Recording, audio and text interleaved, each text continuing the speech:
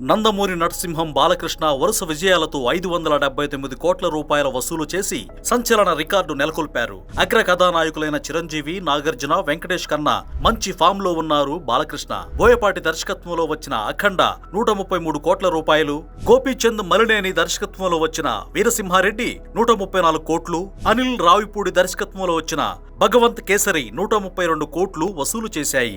ఇటీవలే విడుదలైన డాకు మహారాజ్ చిత్రానికి బాబీ దర్శకుడు. సంచలన విజయం సాధించిన ఈ సినిమా 180 కోట్లు రాబట్టింది. మొత్తంగా ఈ 4 సినిమాలు కలిపి 579 కోట్ల రూపాయలు వసూలు చేసి బాలకృష్ణ మార్కెట్ ను పటిష్టం చేశాయి. బోయపాటి దర్శకత్వంలో విజయదశమికి రాబోతున్న అఖండ 2 300 కోట్ల గ్రాస్ వసూలు చేసే అవకాశం ఉందని సినీ విశ్లేషకులు సైతం అభిప్రాయపడుతున్నారు. బీభత్సమైన ఫామ్ లో ఉన్న బాలయ్యకు 300 కోట్లు వసూలు చేయడం పెద్ద కష్టమేం కాదంటున్నారు.